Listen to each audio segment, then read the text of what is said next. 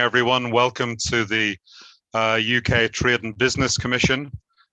This morning, we're going to have a look at what is effectively one of the worst cost of living crises since records began. And beside energy, it's food prices that are being felt most sharply. While this crisis is ongoing, the UK continues to determine its post-Brexit food and agriculture policy. What we intend to do this morning as a commission is use the session to look at the areas that the UK could prioritise in terms of food policy moving forwards, and the issues that the UK government can fix and have a good look at to relieve some of the pressure, and also how UK agriculture and primary production can be better supported moving forward. We have two panels this morning. The first panel will be looking at food inflation and the UK government's response to the cost of living crisis and the challenges that UK consumers are facing. We have two witnesses to start off with this morning. Could I welcome both Anna and James? And could we start off this morning by simply asking them to give a short introduction, please? Anna, would you like to go first? Good morning, everybody. Thank you for the invitation to be here. I'm Anna Taylor. I'm the Executive Director of the Food Foundation. We're a charity working to try and make it easier for everyone to eat more healthily and sustainably. And we do that by making suggestions about how to improve the food system and business behaviour. I was also Chief Independent Advisor to Henry Dimbleby, who, as you all know, wrote the independent review commissioned by the government entitled the National Food Strategy. Thank you very much. Thank you, Anna. James, good to see you again. Would you like to introduce yourself? Yeah, sure. Morning, Jeff. Morning, everyone. Thanks very much for the invite today. So I'm James Withers. I'm Chief Executive of Scotland Food and Drink. So we're the industry development organisation for the farming, fishing, food and drink industry in Scotland. Really two parts to what we do. We are a membership organisation. We've got about 420 companies and organisations that represent the majority of turnover in the food and drink industry in Scotland. And we work to support their individual growth in markets in Scotland, across the UK and internationally.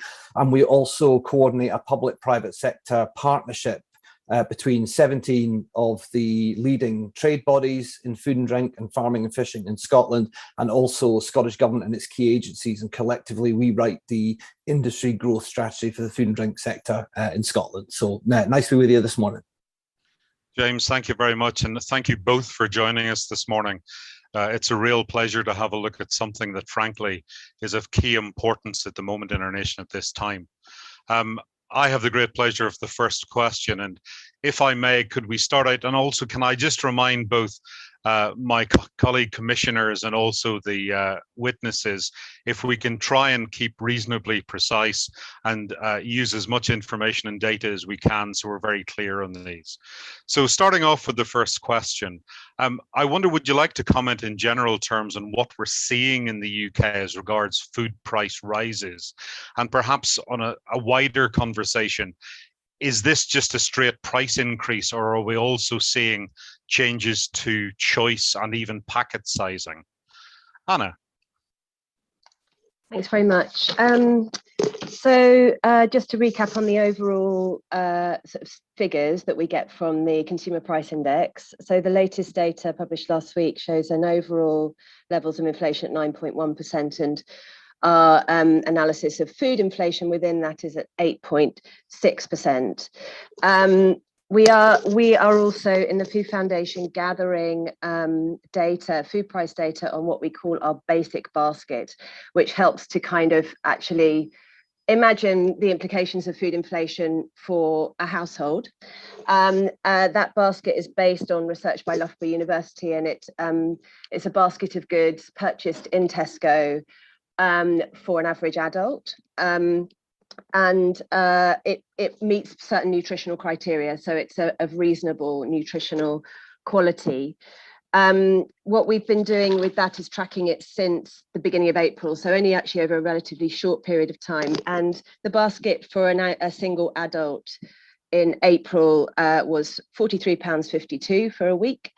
and that by the 20th of June, so last week, was at £46.10. So that's already quite a significant increase over a very, it's a 5.9% increase over a very short period of time. And within that, of course, huge variability across products. So within that period, sunflower oil's gone up 27%, pasta by 14%, but there's other products which have gone down or gone up on smaller amounts. So quite a lot of variation over that period. In terms of product availability, we're not seeing within that, there's not kind of good data at the national level or through the ONS about product availability. We're tracking it for our basket, and we're not seeing a sort of consistent trend. Between 3 and 11% of products at any single weekly point are not available, but we're not seeing that. I'm not seeing a trend line in that data.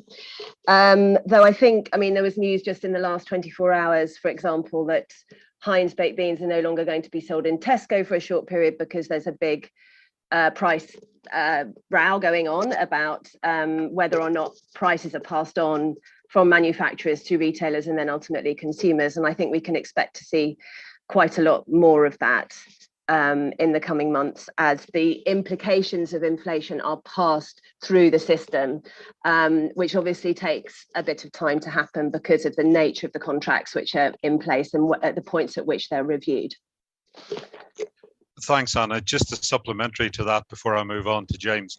You talked about the different products and the issues coming. Is there any particular area of the basket under particular threat? I mean, I think overall we see much bigger increases in products around sort of oils and fats, and in the middle you see the big staple categories like bread and meat and dairy and fruit and veg, and then the products that have seen the smallest inflationary increases tend to be sugar and confectionery, so at that end of this spectrum, which is also kind of interesting to note given the recent conversation and policy decision to not proceed with multi-buy, cutting back on multi-buys of unhealthy foods. We're seeing the big price increases around staple foods. That's really where we need to see multi-buys to actually help families to access the basics.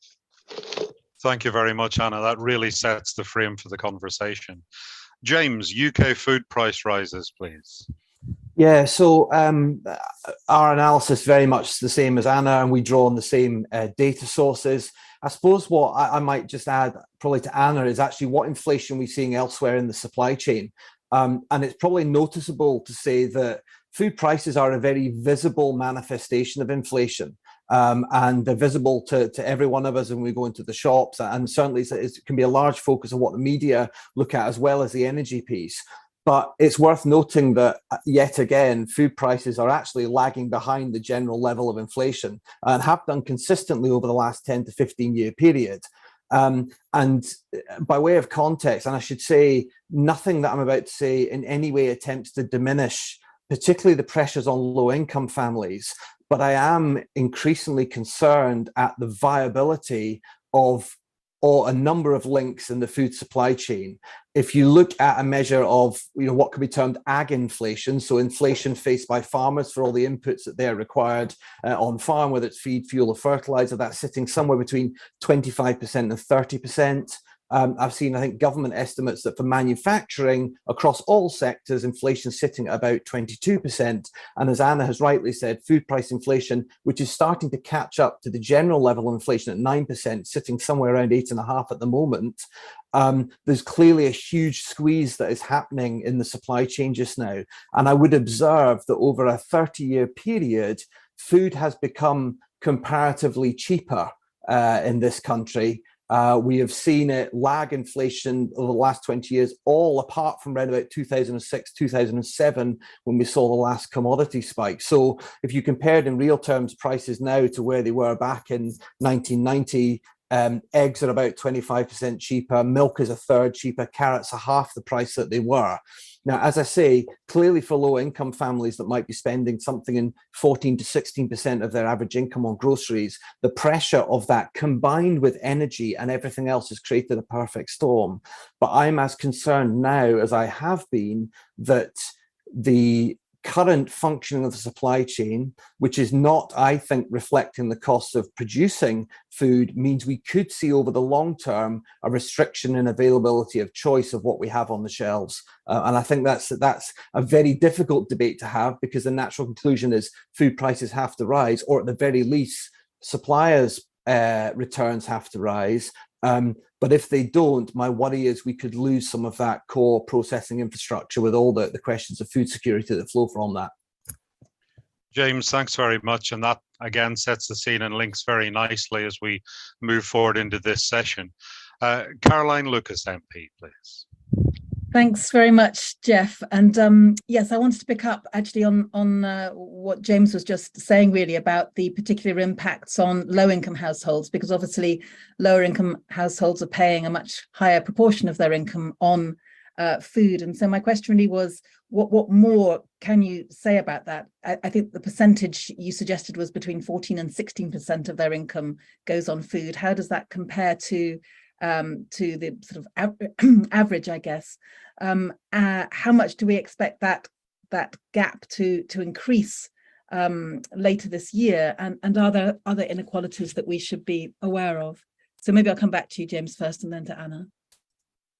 Okay, thank you, Caroline. And I would, I suppose, give my contribution the health warning that I would very much bow to Anna's knowledge in all of this much more than my own. It's much more core to what they do. I think there's as I say, over time, I think back in 2018, about 8% of average income was spent on groceries. It's now up at about 10 or 11, but for lower income families, from what I've seen, it's sitting at 14 to 16, but increasing clearly rapidly. And that's causing huge pressure. In terms of where prices sit compared to elsewhere, I think it's a really interesting discussion. I know the consumer group Which has looked at that quite hard, and prices in the UK tend to average about 8% cheaper than the European average across many of the staple items.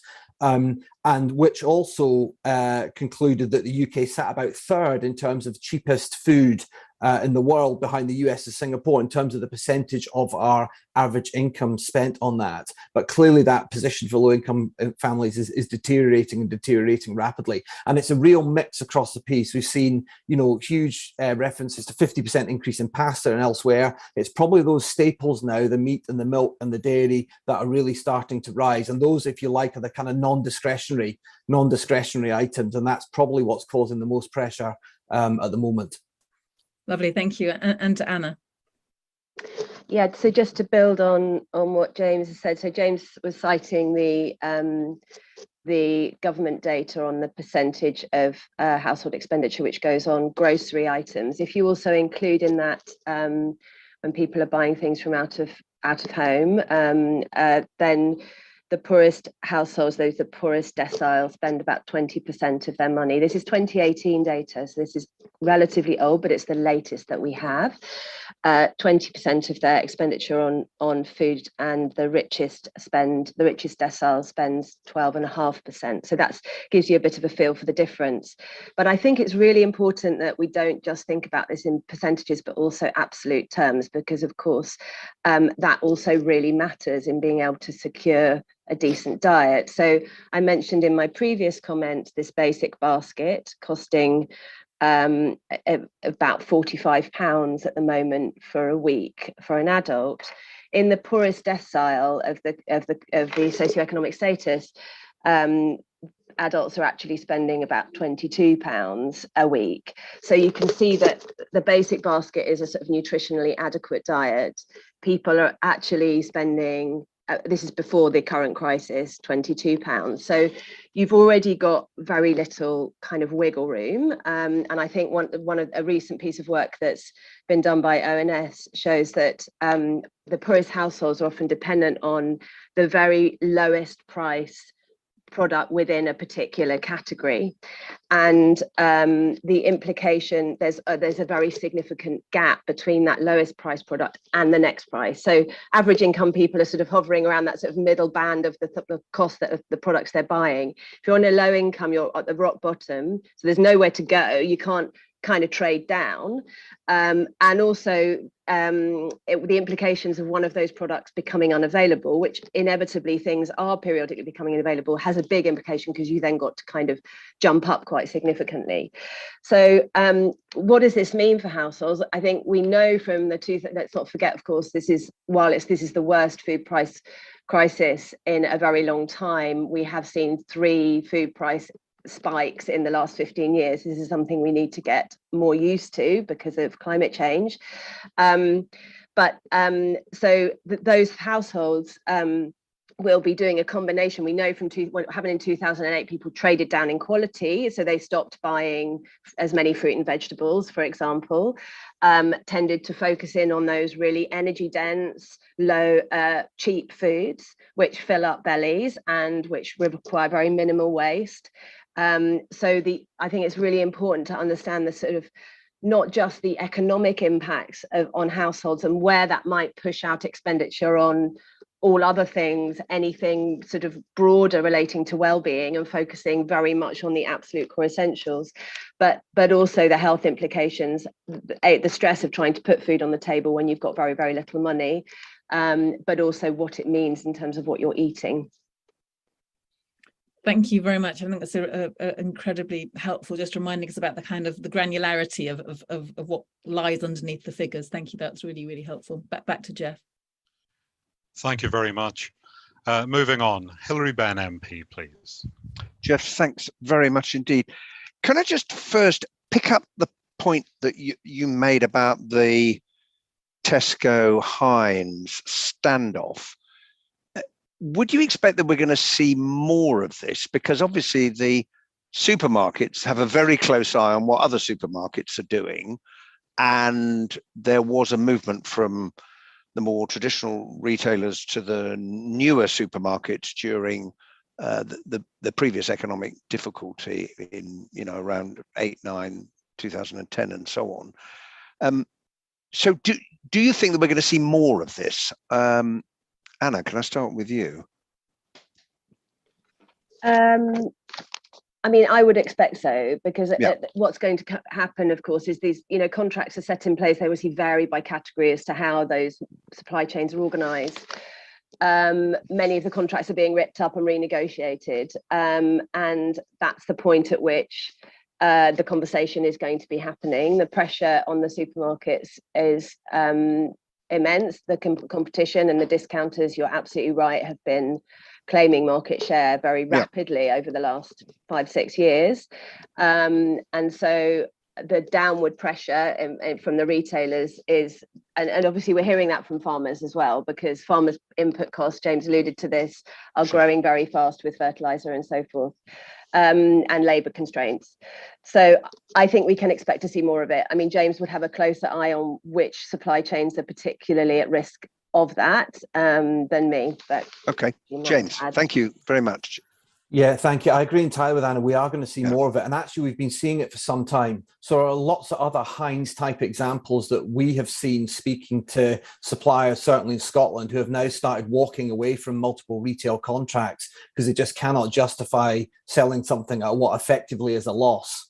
And I think what you have is this kind of standoff. And what happened pre-Christmas in January, when we first started seeing the spike in wholesale gas prices and energy prices, suppliers went into retailers and managed to get an uplift in prices. The second round, which was certainly, exacerbated by the situation in Ukraine, has been much more difficult. And Anna's absolutely right. The role of the discounters here is absolutely critical. So collectively, Aldi and Lidl will be less than 20% of market share.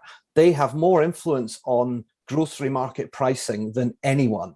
And that's because you have most of the other major retailers will now have a price match guarantee. So they will guarantee that they're matching prices to where Aldi and Lidl are. So they are holding the floor. Now, Aldi and Lidl are actually in a slightly more challenging position in one way than the other major retailers because they don't have petrol forecourts. So I think my view is a lot of the major retailers are able to keep the shelf price of food down because they're making pretty good money at the forecourts at the moment. Aldi and Lidl don't have that. but they are generally a much more efficient, leaner business. And that's what's allowed them to keep prices down. So my concern is what we are going to see is some disorder in the market where you have this standoff, you have prices being kept lower than what I would argue would ordinarily be the normal functioning of supply and demand in a market. And we could start seeing some businesses go out or just have to withdraw from the market altogether. Okay. Now, businesses would have had greater opportunity to do export into Europe, perhaps to try and manage some of that risk. That's just much more difficult than it was before because of Brexit. I think the one point I would maybe just finish on this is the competition authorities have weighed into the grocery market before. They created a grocery market adjudicator 10 years ago because they were concerned that some of the practices in the supply chain would harm the long-term interest of consumers. I think we're getting close to that point again. Hilary, if you don't mind, could I interrupt for a second? Charles, did you wish to make an intervention? Yes, I just wondered whether there were any particular pinch points in these supply chains, because we've heard about everything from the farmers to the retailers. Are there points where there's commonality, which we could understand a bit better, or is it just the whole supply chains under pressure? I think it's fair to say the whole supply chain is under pressure. I think the retailers have more scope to withstand things than any other link in the chain because of the scale of the business and, frankly, the power that they have in the grocery market. There's a real squeeze happening in manufacturing, and there's a real squeeze certainly happening at the farm gate, and same for the fishing industry as well. I mean, if you take milk as an example, the margin that a milk processor might make will be maybe 2 or 3 pence per litre of milk. You can have that wiped out purely by the increase in energy costs just now. So there's pressure happening right through the supply chain. But at the moment, you have quite a fragmented supply chain. And unless you are a massive brand like Heinz, I would argue, Coca-Cola, for example, the ability of you really to exercise influence over those big customers is limited. There are some sectors that are able to do it better because they have a greater export profile. And the retailers know if they don't pay, that product might go elsewhere. But for many other sectors, particularly some of our domestic agricultural sectors, red meat, dairy, that's just not the position that we're in. Okay. Right. Now, the second thing I wanted to come on to is it'd be really helpful if you could shed some light on how the different factors are contributing to this food price inflation. So if you think about it, you've referred to ingredient costs, fuel costs, there's transport costs, there's Russia's invasion of Ukraine, there's Brexit. Is it possible to kind of tease out what the relative contribution to this food price inflation is of those different elements? But they've clearly come together in a perfect storm, James. It's difficult. It is very difficult, and there's no getting away from that. I mean, I noticed the Resolution Foundation report the other day around the impact of Brexit. I think that the single biggest challenge, arguably, in the early stages of Russia's invasion of Ukraine was that speculators come rolling into the market.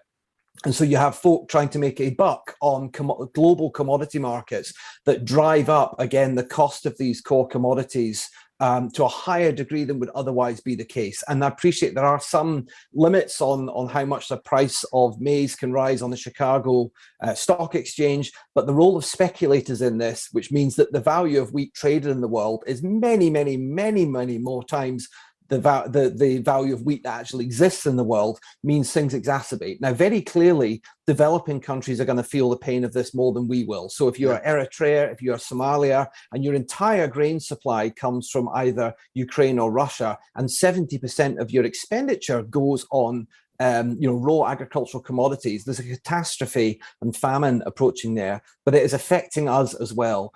On Brexit's role in all of this, my view would be the same as any other part of the Brexit debate. Brexit has made absolutely nothing better, and it's made a lot of things worse.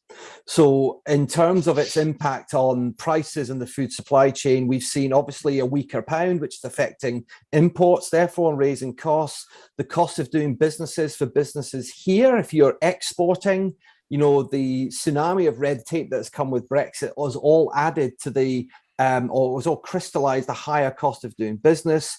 The labour market has been in some turmoil. We're about 10 to 11,000 workers short just in the Scottish food and drink manufacturing sector, which is causing a spike there. And we're starting to see trade deals that actually leave sectors who are promised to be better off worse off than they would have been had we remained in the European Union. So Brexit is absolutely a factor is what is going on, and it is exacerbating, I think, the cost of living crisis, and there's an increasing I think weight of evidence that would justify that position. And we've got to quickly get into a sensible, more logical discussion as to how we can make the TCA work a little bit more smartly and smoothly, and make Brexit just a little less hard and painful than it has been.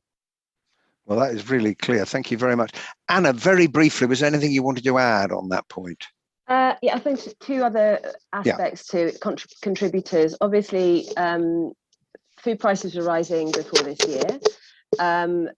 We were coming out of the pandemic, gas prices, but also climate shocks. And I think we can't get away from the fact that price volatility will, all the time that we've got deepening climate volatility, that will knock on in terms of food production and world food prices. And that, so we have to really think about that when we're thinking about what the solutions are, and thinking about, well, how do we actually make sure the food system isn't exacerbating those climate risks, because at the moment it is, in the way that it's the way that we're growing and producing food and our dietary patterns. I think the other point to add to what James said about speculation is export bans. These are really, really important in terms of contributing to rapid food price rises and the speculative behaviour that James has talked about. The analysis, retrospective analysis of the 2008 food price crisis, IFPRI estimates that 40% of the price increases which were experienced then were as a result of export restrictions. At the moment, we've got about 10% of traded food commodities are under export ban or licensing restrictions of some sort. Right. The most recent example is India has decided not to export wheat, and while it hasn't been traditionally a big exporter of wheat, the importers were looking to India to actually address some of the gaps which we're seeing arise from Ukraine and Russia. So that's sent a kind of shockwave through the market again, and I think we can expect more of that. Thank you. That is really helpful. Back to you, Jeff. Hilary, thank you very much. Moving on, Paul Bloomfield MP, please. Thanks very much, Jeff. And this is a really useful session, and we're getting a tremendous understanding of what's happening within the UK. I wonder if I can, in a sense, build on Hilary's last point to understand where we fit and how the factors play in the context of other countries. So how do UK food prices compare, both in the context of Europe, but also looking more widely in other developed countries like the US and Australia? Are they in the same position, or are different things happening? Perhaps start with Anna. Thank you. This is not an area we have huge amounts of in-depth knowledge on, so I'll just give you a sort of broad sweep, if that's okay. So in terms of food inflation, we're probably sitting at sort of middle of the pack if you look at Europe and North America. So France is at the very low end, 4.3%. We're, as I said at the start, about 8.6% at the moment. USA is about 10%. Hungary is as high as 19%. So you sort of see a bit of a sense of the variation. Obviously, that countries are all trying different things to try and mitigate the effects of inflation in terms of cost of living, a very diverse mix of different packages which are being tried. Quite a lot of countries thinking about reducing the cost of public transport, for example, something which we haven't really looked into. Well, I mean, maybe Treasury has looked into it. We haven't had announcements around it in the UK. And obviously France made set a cap on how much energy prices could go up, and took that, because EDF is state owned, took that cost themselves, if you like, which will have made a very significant difference in terms of the pass through in inflation. So yeah, that's a sort of broad sweep of the level of variation and where we sit. Okay, you mentioned France, and obviously there was the significant step they took on energy prices. Is the strength of domestic production anything to do with that? It's a good question. I haven't thought about it. At face value, you'd think it would, but I don't know. James may know better than me. Okay, well, thanks very much, Anna. Moving on to James, then, both on that and the wider question about where we sit internationally.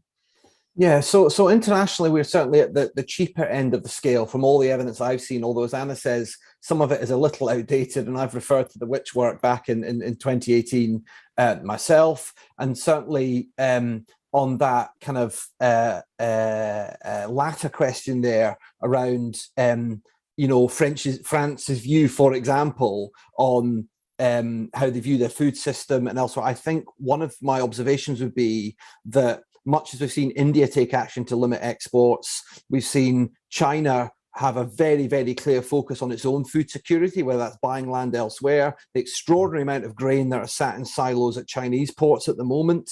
There is a culture of recognizing food security as an issue that we have been slow to recognize here. Now, to UK government's credit, in the DEFRA food strategy, there's a reference to maintaining production. I remain hugely concerned that we are extraordinarily complacent still on food security. And there's almost a kind of arrogance that we are wealthy in the West, we'll buy our way out of any problems.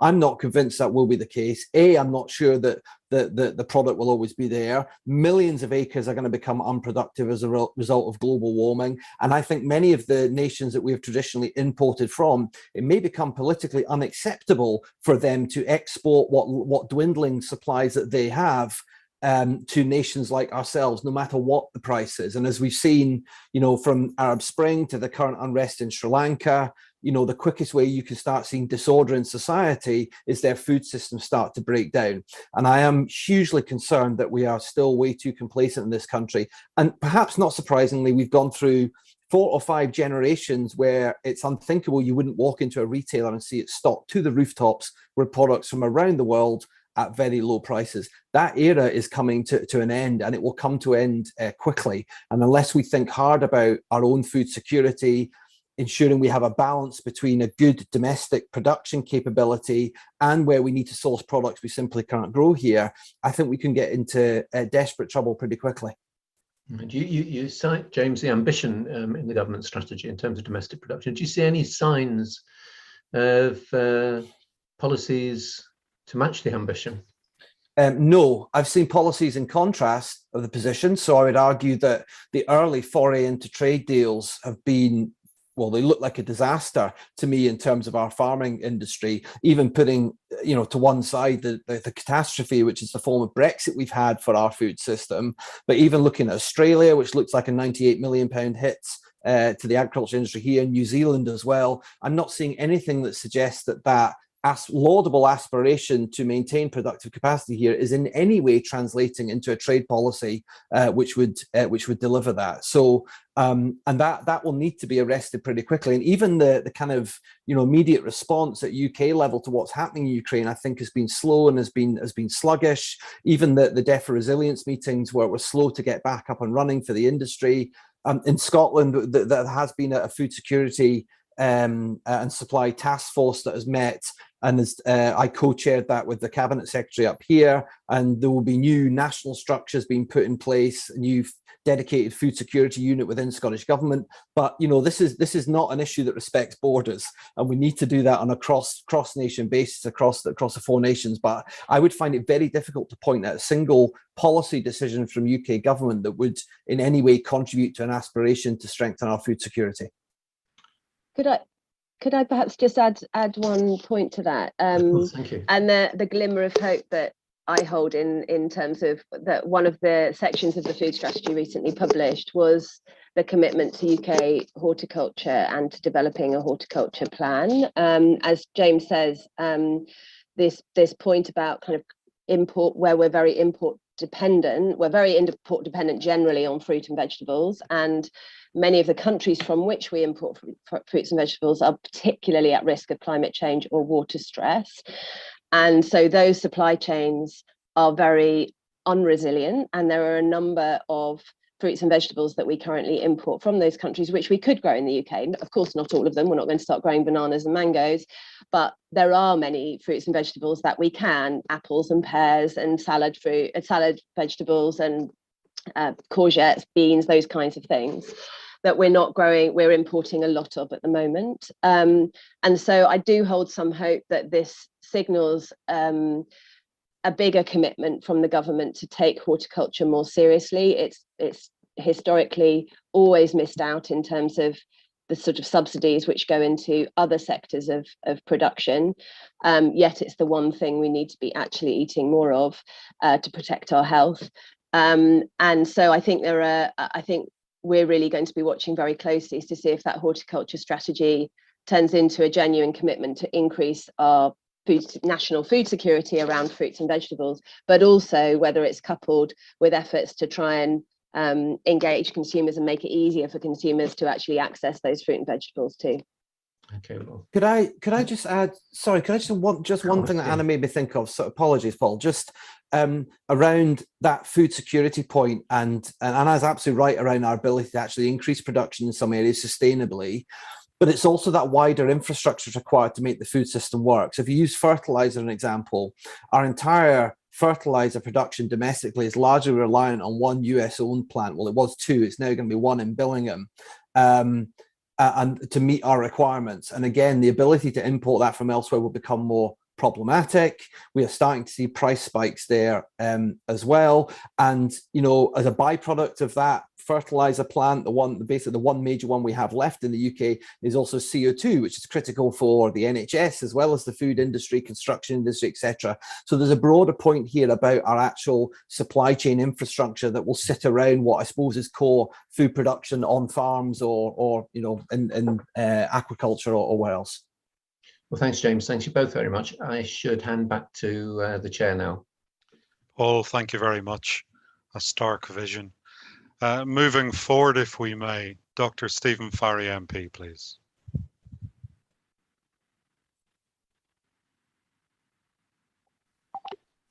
Stephen, appear. You okay, Stephen?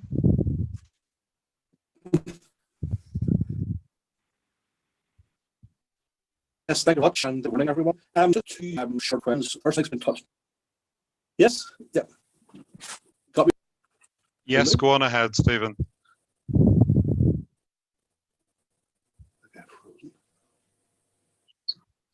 Sorry.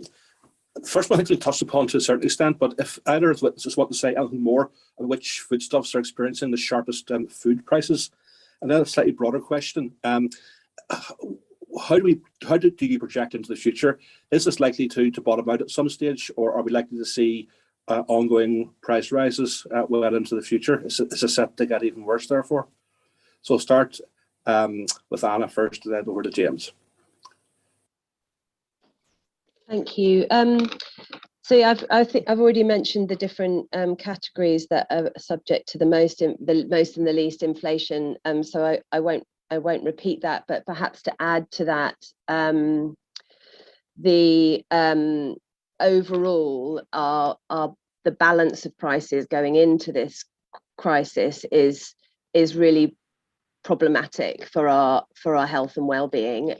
So overall unhealthy calories are 3 times cheaper than healthy calories, and so that's really, when we're thinking then about the additional effects of inflation and how that balance of prices across the basket is shifting in the context of inflation is really important, because we're coming out of the pandemic with a huge spike in childhood obesity, and now growing rapidly rising levels of food insecurity. So I think it's really important to note that the affordability of eating in a way which protects our health is deteriorating very rapidly. Coming into the crisis, if you wanted to be able to afford a healthy diet with the government's sort of full guidelines, in the poorest quintile, you'd need to spend 40% of your disposable income, whereas if you're in the richest quintile, it's 8%. So there's just the balance of prices it's important to ask about which prices are being affected, because the balance of prices across the basket really matters, because it has a very material effect on food choices and what people are buying. In terms of what goes forward, what's happening going forward, I mean, the forecasts are very gloomy for the coming 6 months, certainly well into 2023. So I think beyond that, there don't appear to be. I mean, a lot will of course rest on what happens with the blockade with Russia and Ukraine. So I mean, that will be a decisive part of, I think, how long the current crisis continues. But we also, of course, have to hope that there are no major shocks in the other major growing regions of the world, which will affect those sort of key commodities. And James, please. Yeah, so I would agree. I share Anna's concerns about the health impacts in terms of dietary health of what's happening. We see that, you know, there is a direct link between cost and health of food, that we see trading down, which can mean unhealthier choices. And the one, I suppose, context I would probably add, or the plea would be that the answer to improving that balance of healthier food will not be to further devalue those products and devalue food. I think we have to strengthen significantly the safety net, in particular for low-income families. But I am concerned that if there can be a presumption that we need to make food cheaper, and food has become cheaper, but we also need to try and balance that with the sustainability of the supply chain. I think government intervention in this area, whether that is in subsidizing healthier foods, we might have to think about the unthinkable here in terms of policy options. And certainly, you know, for the cost of that kind of intervention in subsidizing healthier food versus the cost of having to try and treat the consequences of an unhealthy diet, I think the benefits of one certainly outweigh the other. On your question about, you know, are we all going to see this bottom out? You know, the market and the world is as volatile as I can remember. I am really gloomy about how things look longer term. I think what we have seen in Ukraine and the ripple effects of that, it shows how reliant we are on a few countries as being, you know, the breadbasket of the world. And Ukraine is a population of 40 million, but it produces enough food for 600 million. My own view is, you know, Russia's approach might have a big food security element to it, as well as actually, you know, what their ideological driving forces might be. I think it is a shot across the bows of a much wider problem. And when we start seeing the climate emergency lead to increasing extreme weather events and millions of acres going out of production and mass migration of people, I think we're going to see spikes in food prices that you know, what we're currently seeing might seem like a rounding error in terms of where we might be going. Before, though, you know, this sounds like a very doom-laden prophecy of where we were going. The one hope is that of all the countries in the world, the UK will fare better. We will not be immune from the impacts of climate change. We're seeing extreme weather events. We're seeing animal diseases like blue tongue we didn't have to worry about before. We are seeing new threats, but we are not going to be dramatically short of water like elsewhere. We will grow grass really well. As Anna says, there are real opportunities to move into greater forms of production, embracing technology like glasshouses, vertical farming, etc. We will have the ability to keep producing food here, and arguably we will have a greater moral responsibility to maximize our ability to produce food both for ourselves and for others. So we will fare better than other developing countries who, like, you know, in so many instances are going to be facing the worst kind of impact of what's happening. But it will mean that will be in a comparatively better place in terms of our ability to produce food. The critical thing is making sure we do that and we build the infrastructure and we protect our ability to do that. Okay, thanks to both of you for your answers, and back to you, Chair. Stephen, thank you very much. Deborah Annetts, please. Thank you very much, Chair. We have been hearing about how unhealthy calories are cheaper than healthy calories, and that there's a real discrepancy there. So I wonder if we could just kind of develop the conversation in relation to what do we know about the rate of change in food bank usage, or even people going hungry. And I guess with food banks also, it will be really interesting to explore what is actually available to people at the food bank. So if I could start with Anna. Yes, so I think first of all, I'd say that food bank usage is not, it's a good marker for in terms of trends, like whether the situation is deteriorating or improving. It doesn't really give you a sense of the overall scale of the problem, because many people will not use the food bank for a whole variety of different reasons. So food bank usage is going up. We've been tracking food insecurity. We ask a standard set of questions which are recommended internationally, and which the government uses in its own family resources survey.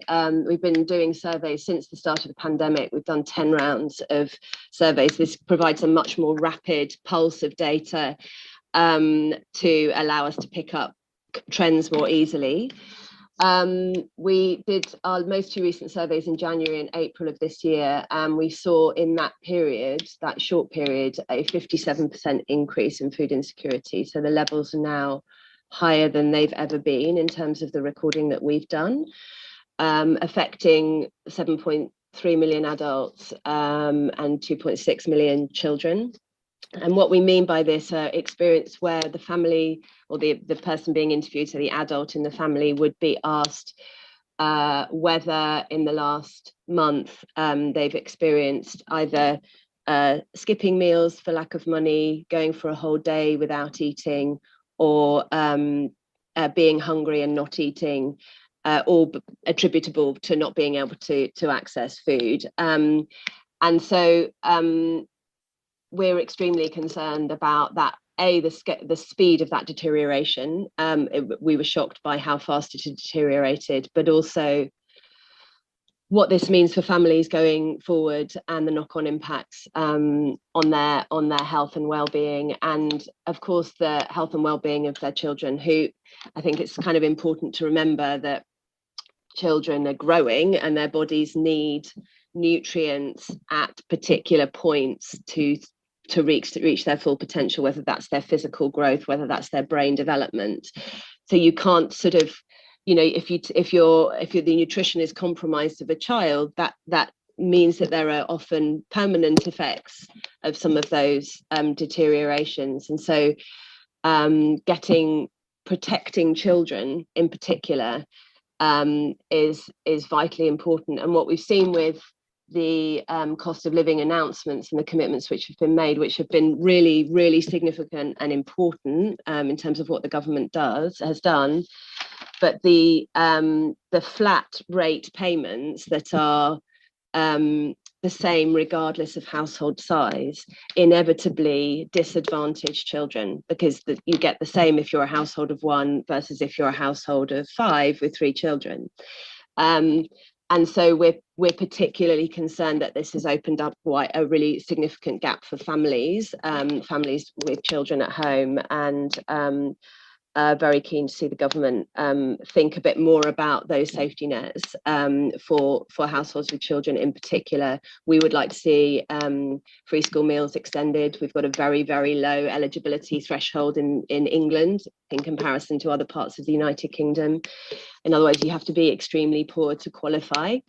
And many children who are in poverty are not able to get free school meals, and are consequently eating incredibly badly in school, with knock-on impacts not just on their health but also on their behaviour, educational attainment. So that's something which feels immediately like it needs attention in the short term. Thank you. James, do you have anything to add?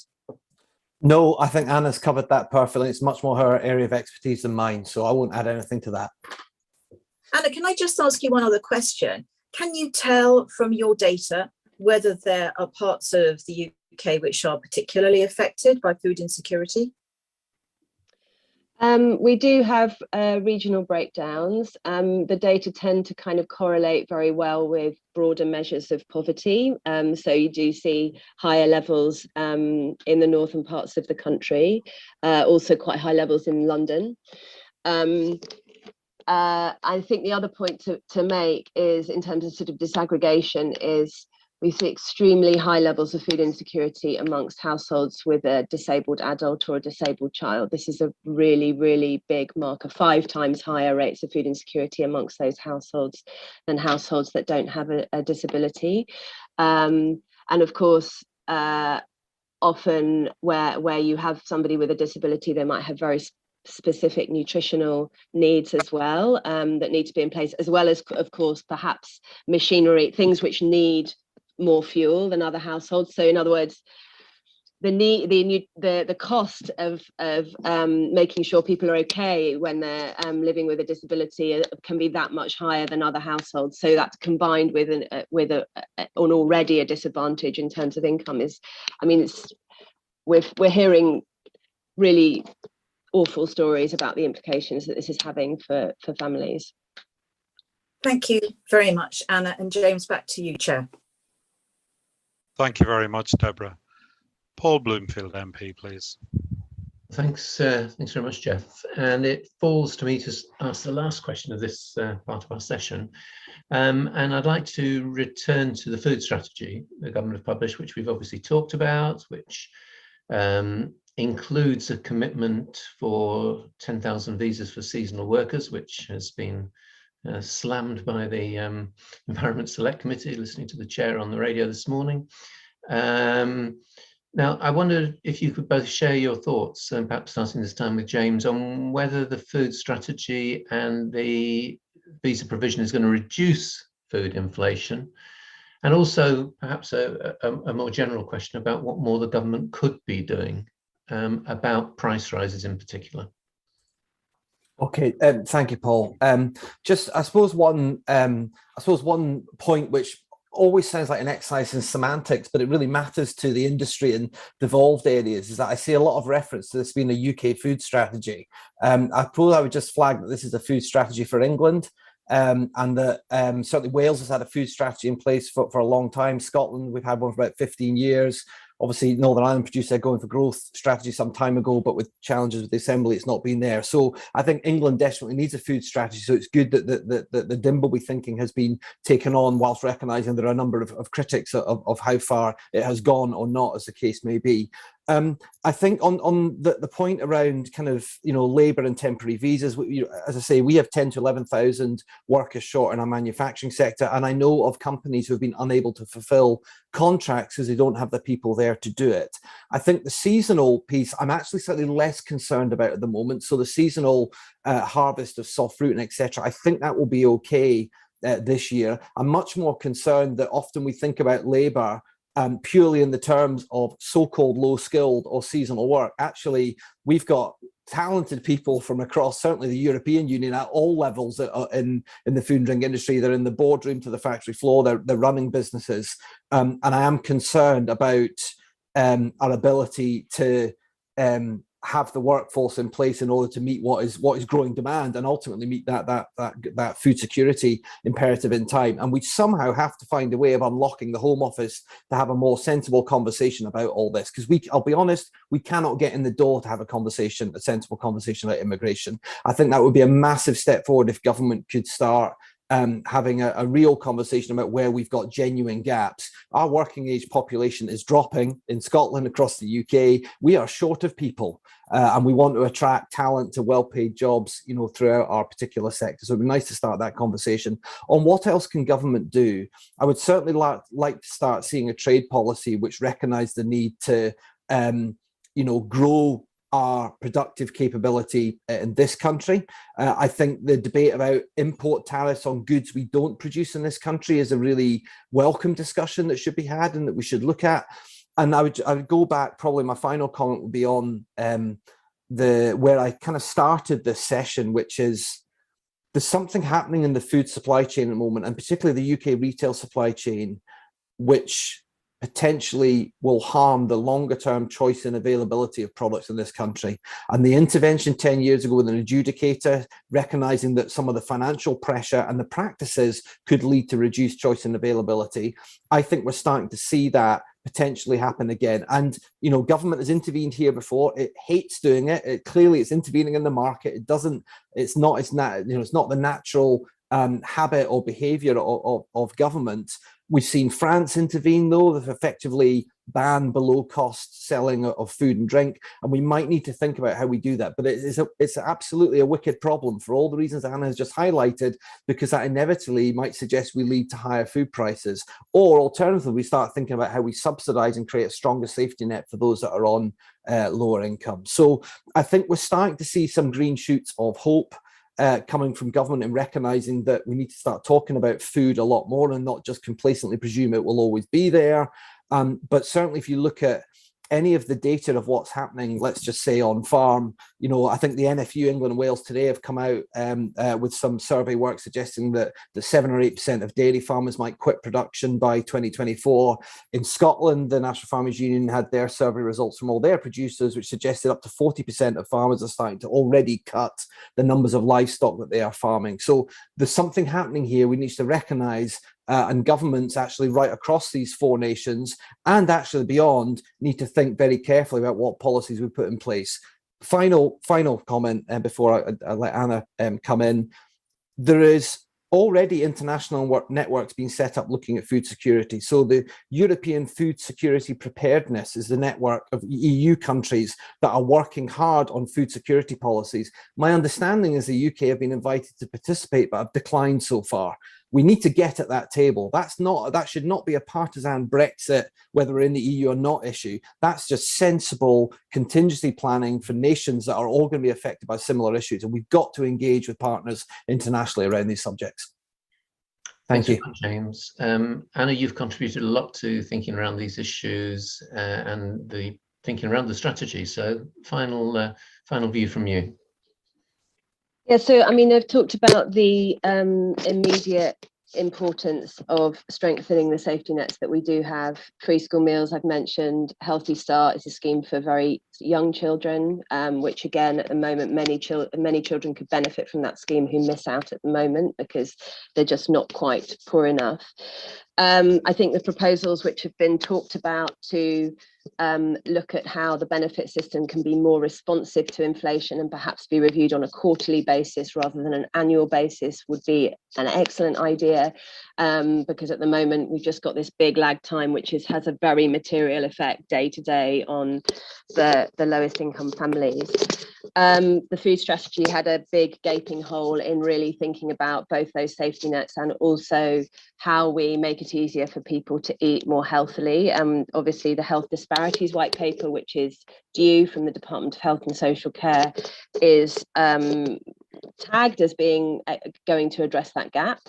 We'll see how far it goes and what the level of ambition is, but really that needs to start to think about what's, as James, building on what James said, what is that balance of fiscal measures, subsidies, and taxes which get us to a point where we're not pushing up the balance of the overall cost of the basket, but we're really realigning the costs so that they align with better health outcomes.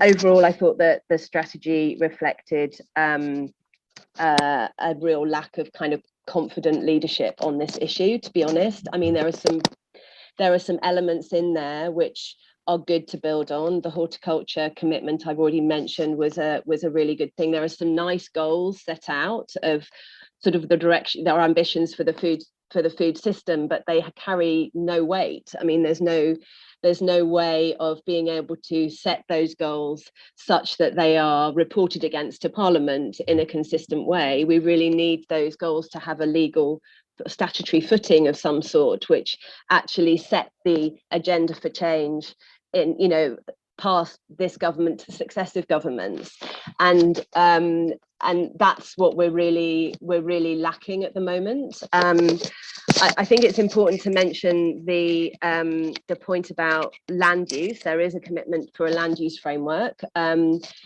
food prices, obviously at the moment, if you look at the picture globally, half of our habitable land is put down to food production, whether that's rearing livestock or growing feed or growing food directly for human consumption, and 3/4 of that is to livestock feed and rearing livestock grazing, which is a huge burden on our land, recognizing that we need to be actually putting more land into nature to both protect biodiversity and to contribute to carbon sequestration. And so how we think about our consumption of meat matters in terms of thinking about how we use our land overall, and the measures that we put in place to really think about how we can support people to eat a little bit less meat, and therefore claim some of those real benefits that we need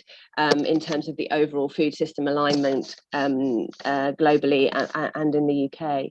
I mean, to James made a brief point about the EU. I think historically food and agriculture has been really absent from climate talks. I think there's a real opportunity in COP27 for the UK, the tail end of the UK presidency, to actually really start to show some international leadership on this issue. It is a global challenge and will continue to be a global challenge. And if we, as James says, if we've got people that are facing famine and migrating in the poorest parts of the world, even if you dispute the moral case, then at least that will have knock-on impacts on our own domestic circumstances inevitably. And I think so thinking about this through an international frame is vital, and also protecting our international development commitments in terms of supporting the poorest countries with humanitarian assistance is equally important. Yeah, I'll leave it there. Thank you. Well, thanks very much indeed to you both, and I'll hand back now to the chair. Thank you very much, Paul. That brings us to the end of the first half of this morning's session. Can I very formally thank both Anna and James for their candor and their vision, as well as their expertise. That's been an absolutely superb first half to start with. And I gently look at our next witnesses and suggest we have something to follow, just to start us off. Moving on to the second half of today's session, the UK food strategy, our new food strategy. The question is the impact it will have on trade and the challenges that UK agriculture, horticulture and primary production is facing as part of this conversation. We have three witnesses in this second half of the session, Richard, Phil and Tim. If I could just start off by asking each of you to give a short introduction of yourselves, and then we'll move on from there. Philip, can we start with you, please? I beg your pardon, you're on mute, as we've got used to saying. Dear me, 2.5, nearly 3 years in, it feels ridiculous, isn't it? Phil Hamling, Head of Food and Farming at the National Farmers Union, and you might be wondering what on earth else the Farmers Union does, but my team essentially runs the national commodity boards, and they support our members in national policy making. I have a background in retail, food manufacturing and processing, and indeed in DEFRA. So seen the food supply chain and policy from lots of different angles. Thank you, Chair. Thank you. Tim. I'm Tim Lang. I'm Emeritus Professor, or Professor Emeritus, depends which you want, of food policy at the Centre for Food Policy at City University of London, where you could not get further in Britain from anything that grows food. We're in the city. But I've spent 45 years working on food policy. And it was a great session before this too. I'm not sure what we'll add, frankly. Thank you. I look forward to making sure we add all sorts of things, Tim. Richard. Thank you. I'm Richard Griffiths. I'm Chief Executive of the British Poultry Council, representing poultry meat producers of the UK. We represent a real farm to fork sector. So very interested in both the farming and right through to the consumption. Excellent. Thank you very much to all of you for joining us. It is appreciated. Can I take the luxury of the first question, if I may? And we talk about the balance in UK food between what we produce and what we import. And if we could try and have an overview of what this means for both food prices and perhaps in light of the first session, what the vista is like moving forward. Tim, if I may. Well, I wrote in my notes here, it depends how you calculate it. I'm sure Alan Winters, let alone others, will know. There's a lot of smoke and mirrors on this, frankly. One gets figures from DEFRA, from the ONS, from HMRC, which do it in terms of value, in terms of cost, in terms of value added, in terms of tonnage. I'd like to put a plug for the one that we also really need, which is in nutrients. And there's been much less work. We don't actually have a clear sense. And I'm trying to pick up the theme that particularly Anna Taylor did in her lovely replies to you.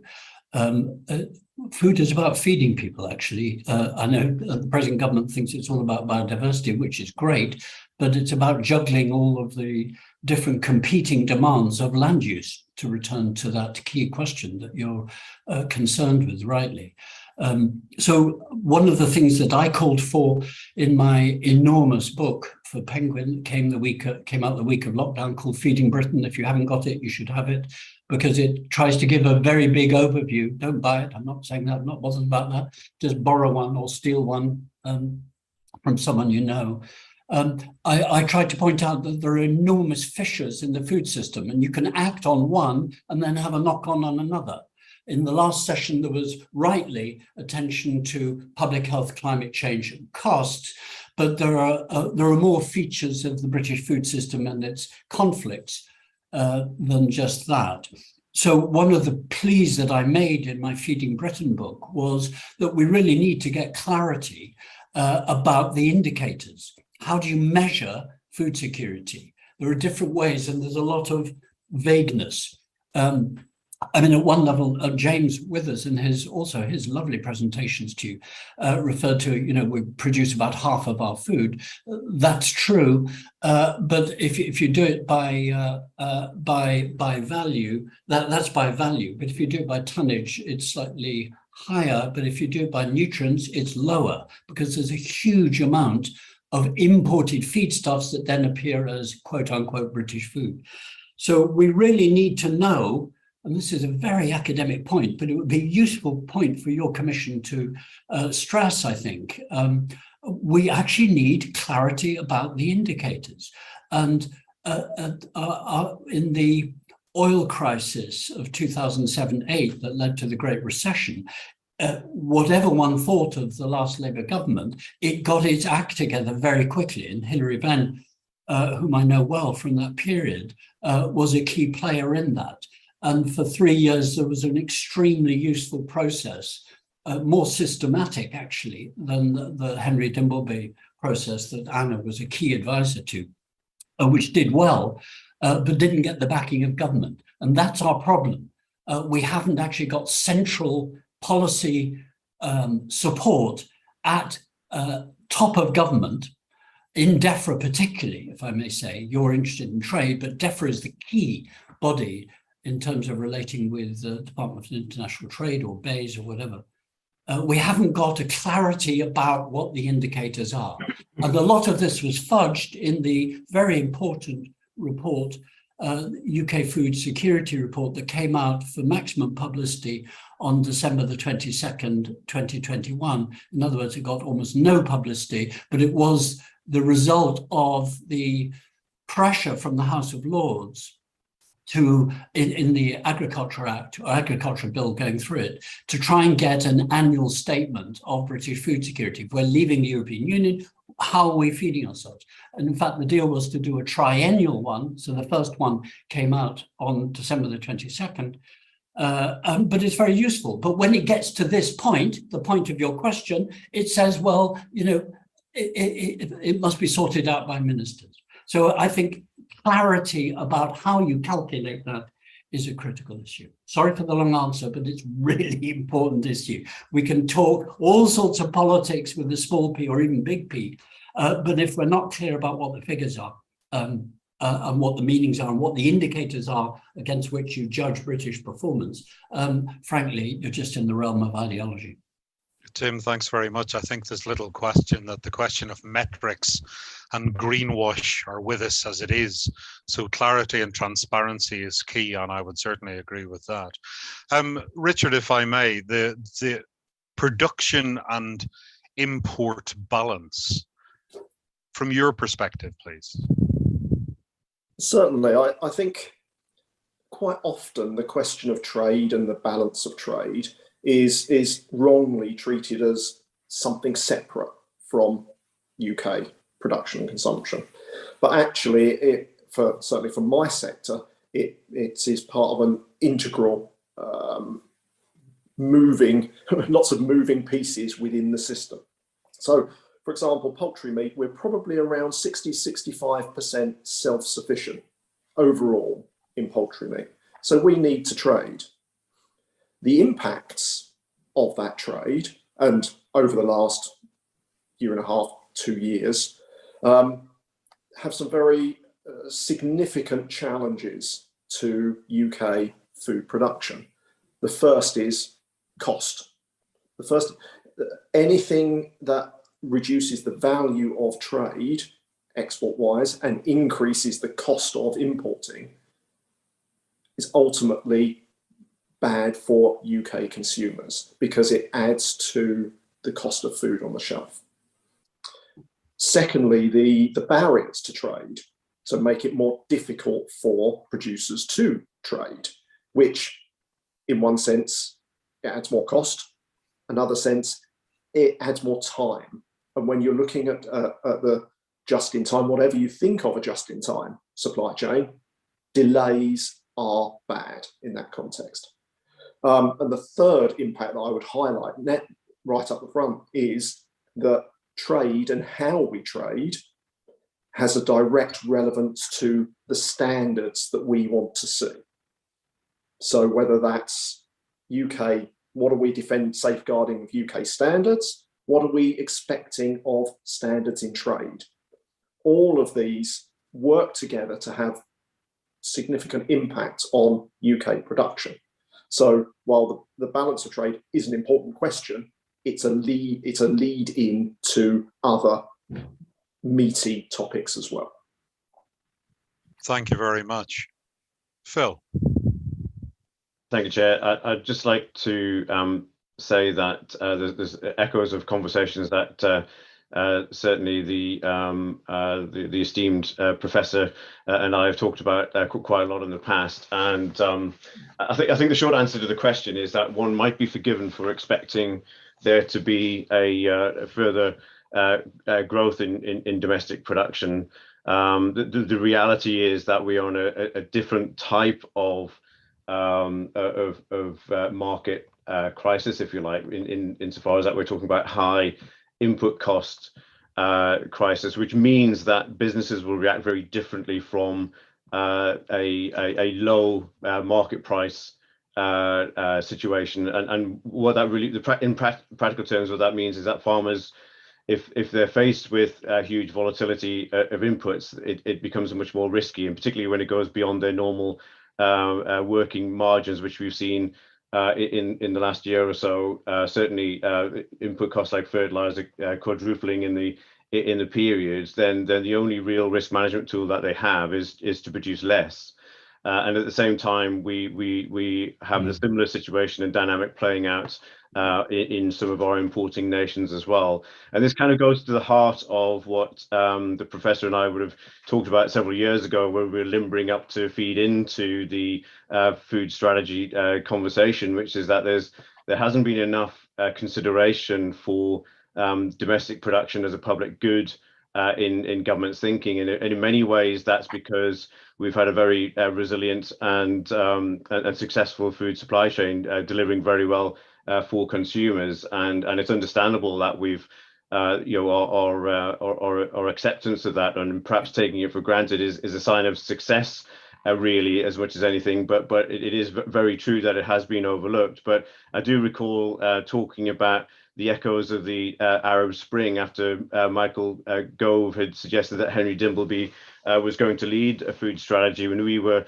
raising a flag back then that we really need to see food security and resilience through the lens of seeing how domestic production contributes to that, and how that our role in the global food supply chain might be much smaller perhaps in terms of feeding the world compared to Ukraine, but we do have an important position to both export our values and our standards when it comes to importing food, but also making the most of the natural resources that we have ourselves as a kind of moral imperative, if you like. You might remember those words, Richard and Tim, when we were first starting to talk about food strategy some years ago, to take this stuff seriously, given the warning signs that we saw from 2010.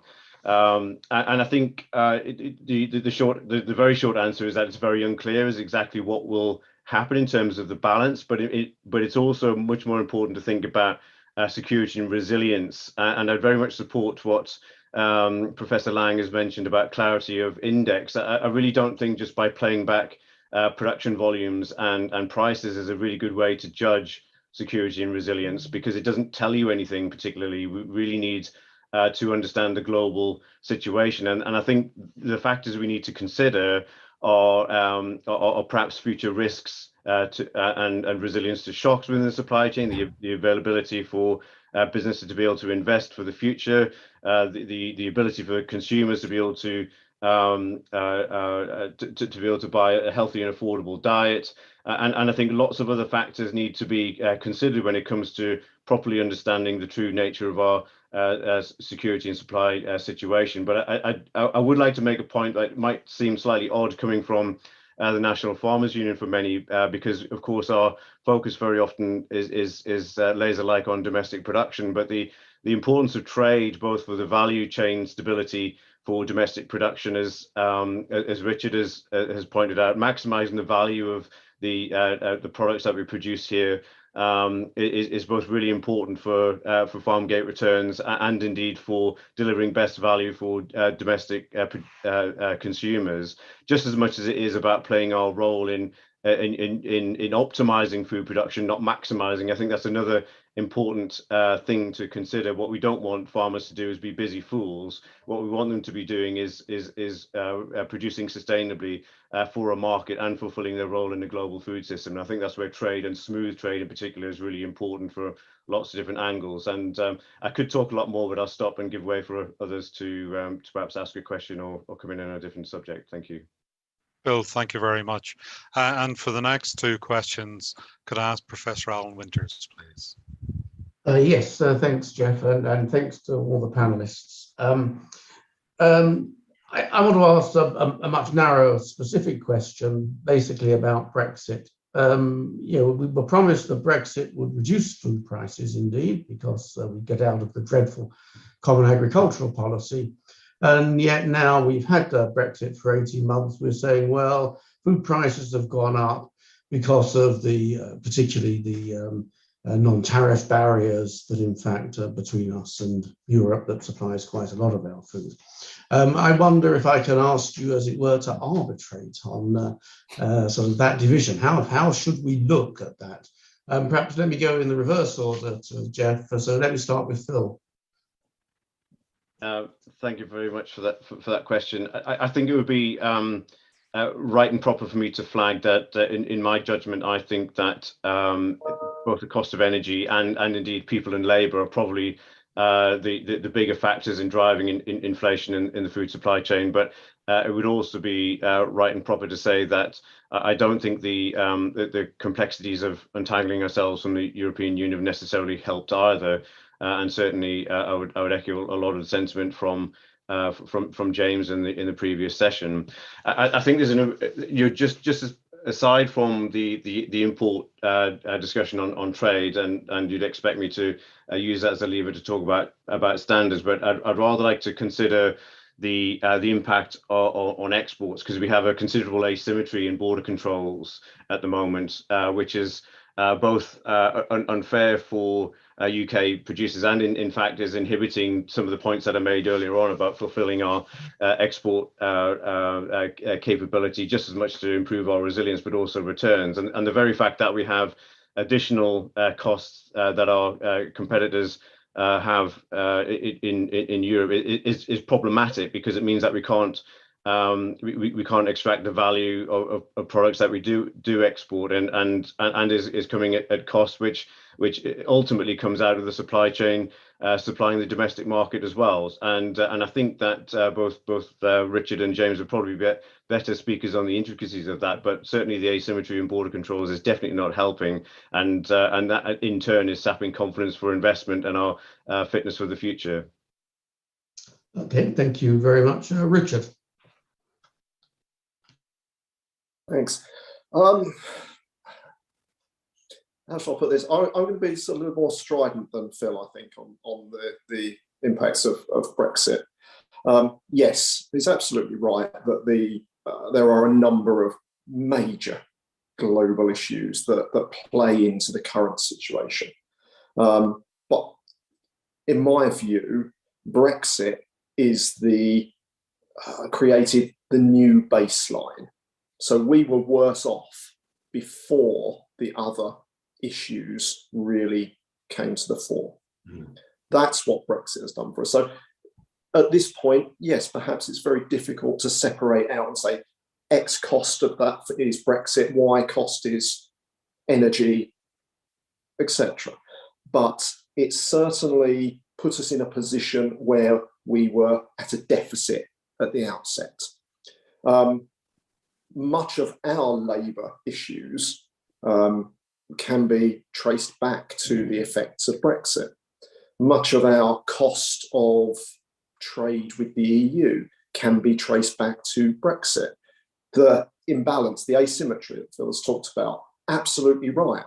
But that is traced back to Brexit and the ideology of Brexit. Yes, we had problems that have been overcome. Yes, I won't even call them teething problems, because they were significantly more than that.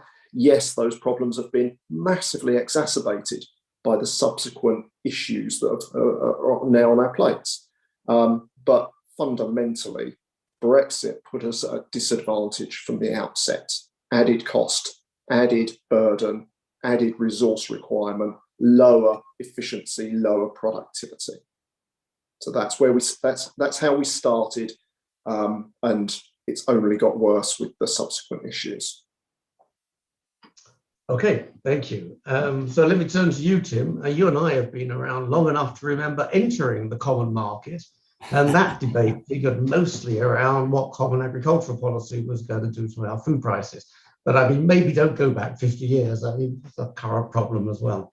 No, well, don't start me, because I think the argument goes back to the 1815 Corn Laws and 30 years of political argument that led to the repeal of the Corn Laws, and then 60 years of a decline of British farming, and then wars and wars and non-wars, and here we are. My answer to you, Alan, on this question, it's a very good. In a sense, I think you're being too binary, or if I may say, the question is too binary. And I think the others, Phil and Richard, have put it very well. Basically, what makes for prices and what makes for trade flows is not just tariffs. There are many, many factors. And may I throw in just one? Proximity is actually quite useful. You can say, okay, well, we're not going to be fed by the European Union. We're going to downgrade that. And where will we get our food from? And then you're into very long chains. You've got that dynamic of short chains and long chains. So I think I'm going to be very academic. There are many factors more than just tariffs that determine prices. And to go back to actually the very good discussions with Anna Taylor and James in the previous session, it's partly a battle of who gets the value. And I can't remember which of the previous two in the session, right? Oh, it was Anna actually, raised the issue of, in the news now, of Tesco versus Heinz, etc. You're seeing there the crunch points of trying to get market share, the obsession of retailers, versus the cost of production, the cost of logistics. So there are huge impacts that you as a trade commission need to acknowledge. It's not just about trade. We're talking about trade a lot because we've taken the country out of our nearest neighbours from whom we get 60% on almost all measures of our food. So you're going to have disruptions. And I'll end with just a minor point, Alan, which I'm sure you're aware of. Business, time is cost in business. So delays at borders is probably more important. And I've read some of your stuff. You're the man who should answer your own question, as I'm sure everyone knows. The Sussex TPO, really good source of information on all of this. Delays at borders are actually not just a factor in terms of cost, but a factor in terms of quality. I think there's a really interesting issue of, not quite sure of what concern it is yet in nutritional terms, but of delays in getting fresh foods, ambient foods through borders is not good because nutrients decline with time in fresh fruit and vegetables. Less so with frozen goods, Richard's area, for example. So we're back to the question that the previous session very beautifully raised, which is who gets the value, who pays the cost, and how much cost can people afford? Okay, thank you very much. I've got another question. In a sense, it's a natural follow-on. So they said, look, Brexit's happened, we are where we are. What do we do now? Now, I perfectly accept the point. There are lots of other things going on around. But in terms of our interest on trade, do you think that reducing tariffs would help on food prices? Do you think sort of a reduction in inspections would help? Would relaxing the labour supply constraints help most? So let me start with Richard this time. Thanks. I'm going to start with something that would help immeasurably, but I'm doubtful that it's ever going to happen, and that is the acknowledgement that the problems exist. If we don't have that, then everything else is sticking plasters. It's getting by, it's making do, while the whole system falls away from us. That would be my big picture view. To answer the question from the we're in it now, there are certain elements that we can address. We, and when I say we, that is a combination of industry, society, and particularly government. So we could engage more fully with the EU on their trade agreement, particularly around things like the sanitary and phytosanitary agreement that we should have in place, that is automatic for every other trade deal, but we're refusing to engage in that. Yes, you mentioned the easing of the labour situation. Yes, we're in a position where we were previously very reliant on non-UK labour. We're at a point now where I have members who are desperate to invest in new technology, the automation, embrace that side of what the government says it wants. But we need that interim period where we continue to have access to labour while we make that changes. The government wants us to change like that. We need years of investment programs to reach that same point. So there are ways that the government could support industry, but ultimately, if it's not acknowledging the big problem or the problems that have been created, then there's very little that can be realistically be done. Okay, thank you. Tim. Well, I'll try to be very quick because we're running longer. I think there's a really critical issue if we just talk about tariffs, that we, and this is behind your question, I know, we downplay the importance of food safety, hygiene, quality controls, you know, in the trade speak known as sanitary and phytosanitary standards. I mean, basically Britain has left a high standard regime driven heavily by the scandals of the 1980s and 1990s, which so damaged the Conservative government, and then Labour thought it had sorted out with the Food Standards Agency, but then other crises hit, showed that the food system wasn't just about safety, wasn't just about cross-border controls within a single market. What we're going to see is exactly that. You can lower standards. You could get it cheaper. Let's be clear. You could go and get crap food done at crap standards. Sorry to be blunt, but that's what it becomes. So you can get it cheaper, but you're going to get it from further away. So you're going to be measuring cost of energy, of getting it here. You're going to lose the capacity to inspect. As President Eisenhower famously said, the uninspected quickly deteriorates, out of sight, out of mind, in other words. But you could lower prices. I mean, in fact, I keep waiting for this runaway government to suggest that the sooner we leave stupid high standards Britain, Europe, and go to where we can get it anywhere we like, cheaper, then you'll get it cheaper. But they're not prepared. They're not prepared to do that because the public is already watching. Those of us, indeed, one of your colleagues at Sussex, Professor Eric Milson and I and Terry Marsden at Cardiff started writing papers before Brexit referendum about this, and we produced the stuff that went viral around chlorinated chicken and hormones. The public is very nervous about that. And the food industry doesn't want to be seen, rightly, to be lowering standards in order to deal with cheapness. But it is a political choice. And it's a political choice historically that has been made by Britain. It made it in the Corn Law battles. It made it in World War I, reversed it. It lowered it in the 1920s, and then got ratcheted up by political offense as a member of the common market that then became the European Union. So you're right to ask that question. It's certainly one of the things I, as an outside punter, would really welcome from this commission, as something to say that the government is actually rhetorically saying it wants to maintain high standards, but is running around the world trying to do trade deals, and the Australia and New Zealand are already examples of this, which are actually beginning to erode those trade standards.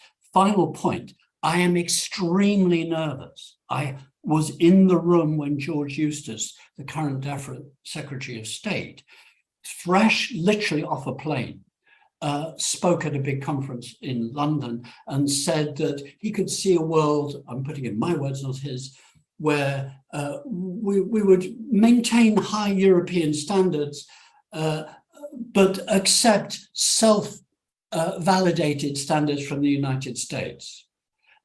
So you're going to see a sort of a muddying of the standards water that I think is a real risk politically. And why I say this, why I get start waving my arms about this point, is because the track record of this issue is not good. You can lower prices and the costs emerge later, either in the issues that Anna was referring to in the first session of inequalities, poverty, premature death, or in terms of lost public trust and morale. This is a quagmire. Unless you actually stipulate that you're going to have mechanisms that are audited, that are inspected, in other words, have a state infrastructure which warrants public trust, you're on very dangerous ground. Food is a trust relationship, not just an economic relationship. Thank you. Phil, follow that. Thank you. Lots to agree with there, Alan. Thank you for coming to me. Just to say that I think it's right to kind of reframe some of the discussion around Brexit a little bit, to say it's the way that we've Brexited perhaps that has caused lots of the issues rather than Brexit per se. And we all know that there's been lots of different visions for that, and some of that has been played out in some of the issues that that Tim has just outlined there. I think just on the standards point, the border controls point, it's one thing to make a point about having continued equivalence with the EU and allowing trade to come in freely as a result. But there's another thing to tell the whole world that that there aren't going to be any checks. It's been balanced pretty well with risk-based inspections, perhaps at borders while we're in the EU envelope. But to then not only decide not to check, but then to advertise that fact is an odd thing for government to do. I would just like to say that I do think that in the short term, and it's difficult to quantify these things, but in the short term, when it comes to trade and tariffs, I think they have some bearing, but it's right to also acknowledge that the changes in tariff regime get quickly diluted through the supply chain, because of course they're applied at a tonnage or sort of value level, and by the time that works its way into product, obviously the value or proportionate value of that diminishes quite considerably. So what sounds like quite a lot of money in tonnages very quickly translates to pence on pack, and maybe isn't quite as impactful as some would like to think it to be. And secondly, I would like to point out that the way that we've treated labour policy since coming out of the European Union has absolutely been crippling for the entire food industry, and not just the food industry, but in healthcare and beyond that other speakers could talk about. And I think now more than ever, people on this call would understand that we put huge store in our food production system being part of our critical national infrastructure, and the fact that we've been strangling that through labour policy and limiting its capacity to deliver at some of the most testing times that it's ever been put under is also questionable as well. It is fair to say, I'm just bringing this back to the food strategy as well, clearly a massive ambition for horticulture, which Anna Taylor referenced. Well, frankly, the biggest single factor reducing growth in horticulture is access to people and labour, and clearly the ability for the industry to not only weather the storm that we see now, but also grow in the future is predicated on having a labour policy that meets its needs. Okay, thank you very much all of you. I'll pass back to Jeff now. Thank you. Alan, thank you very much. And to pick up some of those themes, Dr. Charles Rose, please. Charles, you're on mute. I do beg your pardon. I think I've got it now. Thank you, Chair.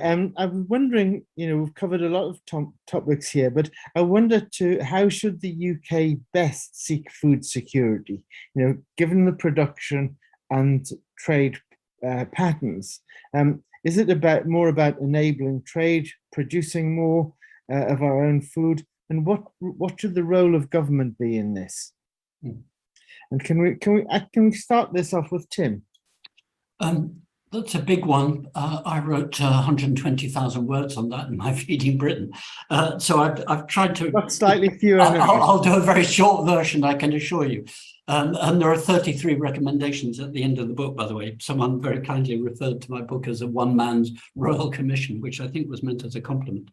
I think the first is assess the situation.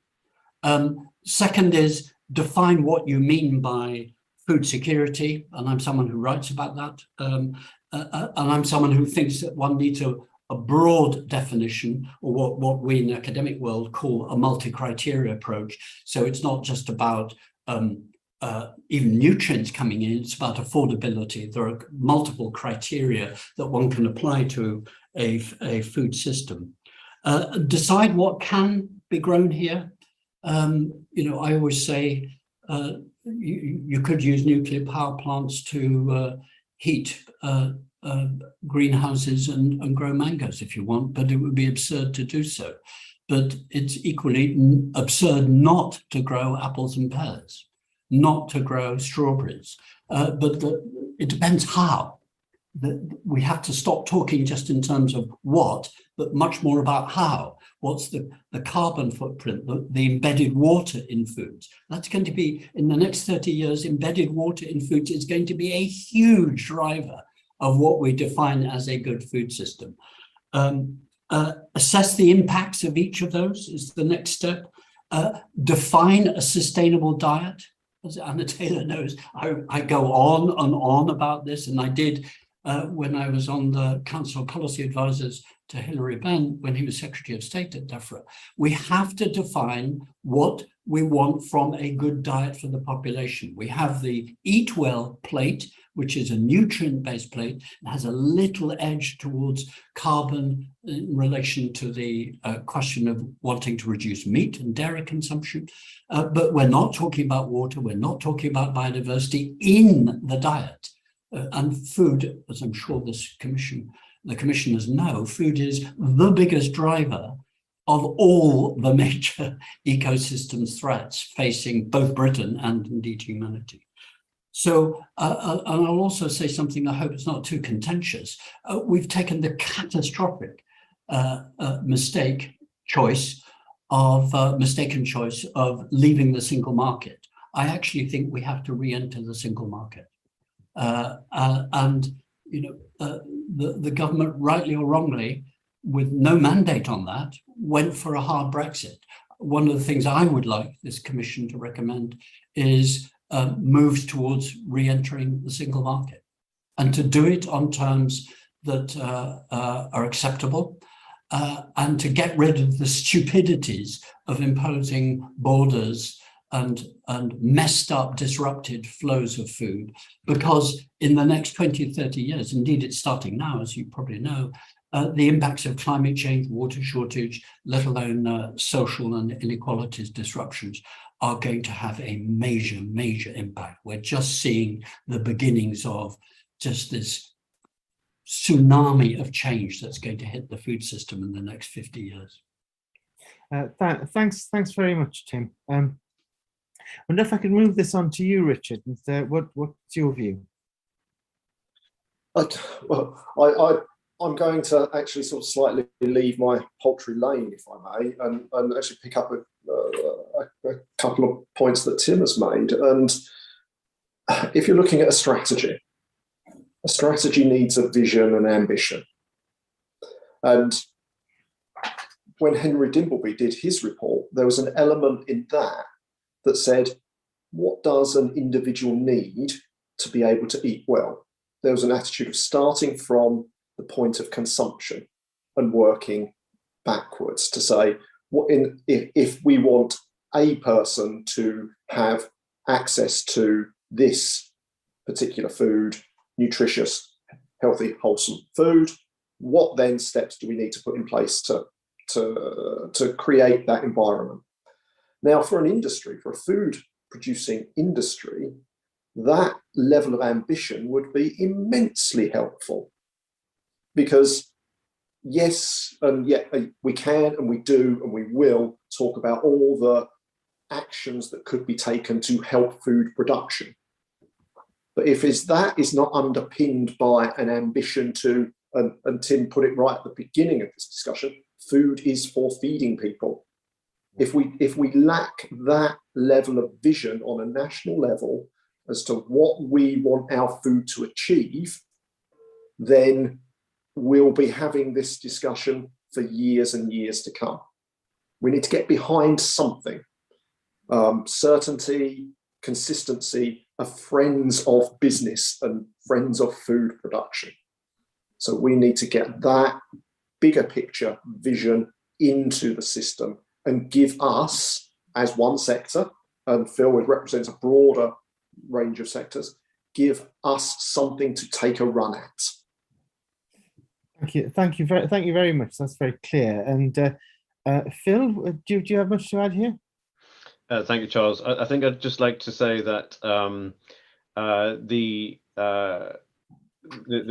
food strategy does at least refocus on the importance of food resilience, and I think taking from that and where possibly deviate from perhaps where Tim and others might be on this. I do think it's important for us to make the most of what we can do well in the UK. We have very good access to water, but we don't necessarily have that even access around the country. So there's an argument for us to take a water strategy and our water resource much more seriously, certainly in the long term when it comes to adaptation to climate change. I think that there is a slight misunderstanding around how our food system works. We do live in a global food network, and that's being sort of brought out in sharp relief in the last few months. And I think it's important that we consider how we optimize production to both deliver public goods and maximize our food potential, both to feed the population and the wider world. But I don't think that's the same thing as designing a diet that we should all produce and consume in the UK. I don't think we're in the space of drawbridge Britain, and I think that would actually be detrimental to resilience in the round. Our ability to trade both what we do very well here and import goods that we perhaps don't have the natural resources to produce is a healthy balance. I think that gives us resilience. Diversity in production at home gives us resilience, and that might be an uncomfortable juxtaposition for some, but our livestock and dairy industry are actually extremely well suited to being produced in the UK. We have the maritime climate and fantastic ability to produce grass, and the ability for us to turn that grass into healthy, sustainable protein is world leading. And there's perhaps a false narrative that we need to produce less of that. Well, of course, what impact could that do in displacement of that production elsewhere, when actually we should be fulfilling a role to both export and provide that balance at home as well. So there's a lot talked about grain and soya and that sort of thing, but of course our industry is much less dependent on those type of inputs compared to elsewhere. So there's perhaps a juxtaposition for us to consider very, very hard here. And I think if I was going to reduce the argument somewhat, I would say that we need to think about optimizing, delivering all those public goods that we want, that the good professor mentioned about treading lightly on the environment and supporting biodiversity, but also maximizing what we can produce at home, fulfilling our role in our domestic production and diet, but also exporting what we do well around the world too. Thanks very much. I think it's been interesting answers to the question. And I think that we're moving to a point where clarity of objectives and actual implementation plans are the core to this issue. And I don't see that the strategy is in place, which is going to deliver the various things that we all want. Could I just leap in, Charles, sure, if I may? Just to again echo the previous session, rightly said something that the entire world of food policy is agreed with. There is no point having a strategy unless there's a legal basis to it. We've got no mandatory targets. Let me just remind ourselves, the reason climate change is being taken so seriously in Britain is because of the Climate Change Act, which stipulated targets and gave not enough mechanisms, actually, as a piece of legislation. We need that urgently now in Britain on food. We ought to be having the great failure of the government's response to the Dimble report is not to have any legislation at all. And it's ducked it. And even on the critical issue that the government sort of accepted, the issue of junk food and children and the lock into the junk food cycle, that's just been thrown from DEFRA to the Department of Health and Social Care. We must have legislation. I would be very disappointed in your commission unless you do not recommend decent, basically what I call for in my book, a new National Food Security and Sustainability Act. Whether this government delivers it or not is, I think, now beside the point. They're not going to. The next government, a coalition or whatever, or the next non hard Brexit Conservative government must be strongly pushed to have a piece of legislation. Thanks very much for that, Tim. I think it's a really useful intervention. I think, Chair, now it falls to me to follow up with a with a question about innovation in food. Is that correct? Okay. My next question is there innovation in food production for something like GM technology to make a big difference to the UK food production? And where are we internationally with this? And there's a thought that we've fallen behind the Netherlands as a leader in this innovation. Where are we? And I suppose I'm going to ask you to kick this one off, Phil, if I may. Thank you, Charles. And although it's probably a question better placed in other colleagues within the union, but I think it's fair to say that developments to ease the both the acceptance and the legal framework for using, particularly when it comes to forgive me, the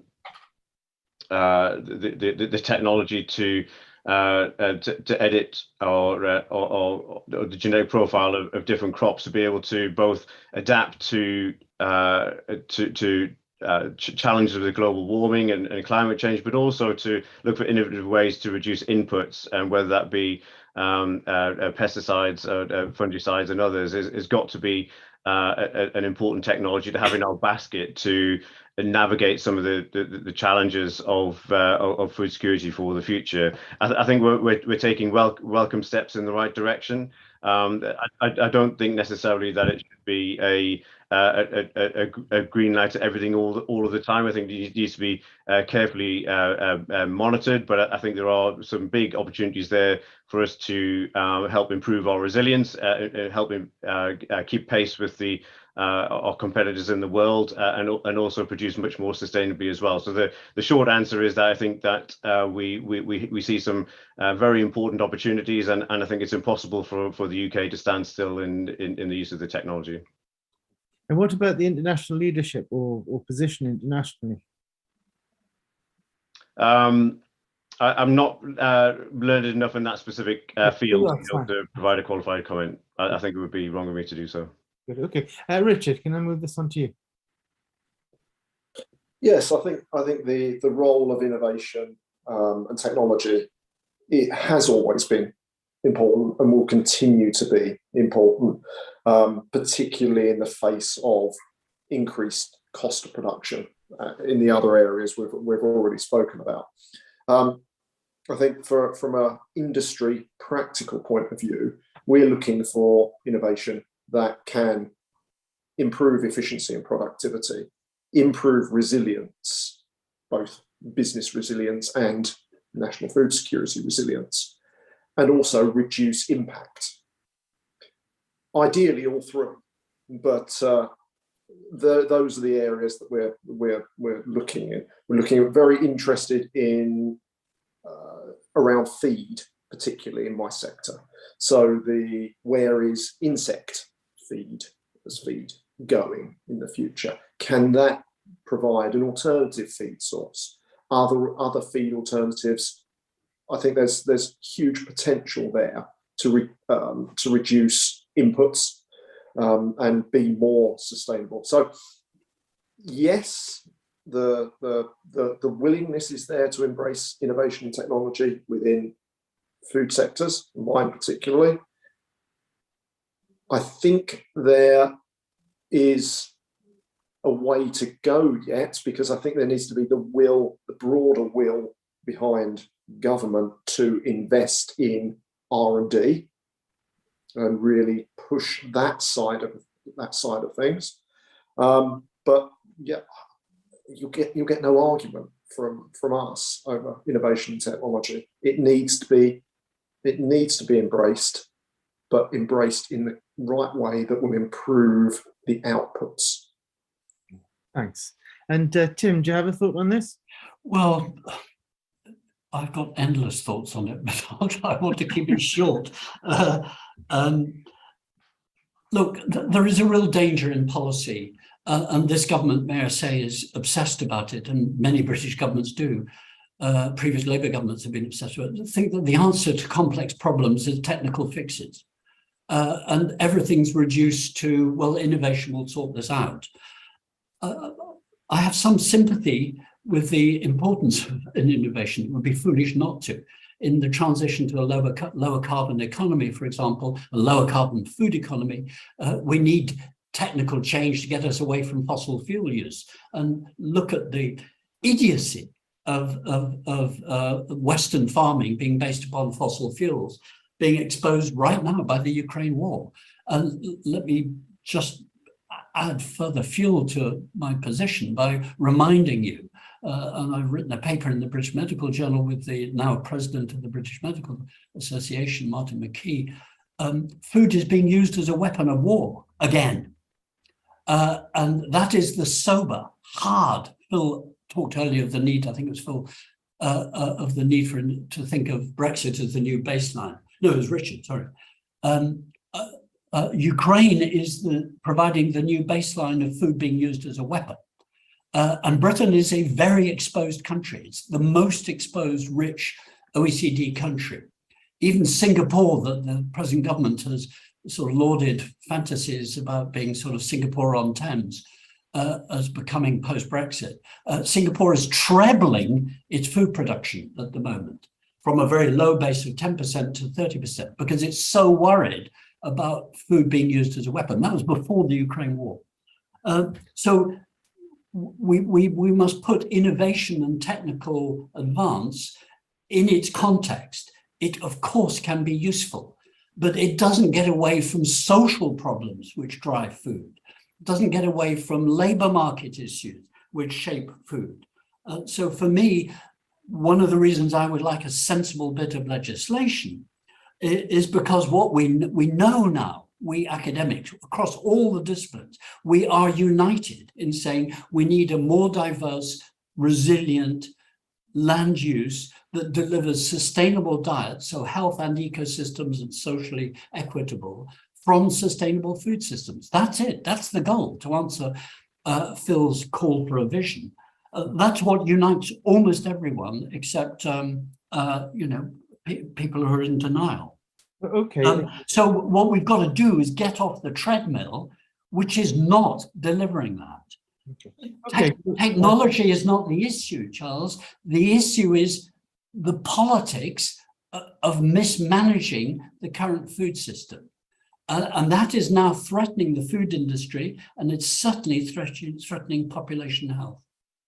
And if I can, thank you very much. I think that's been clear that innovation is there, it has its place, but it has to be fitted into an overall strategy to deliver food security and within a definition of what food security means.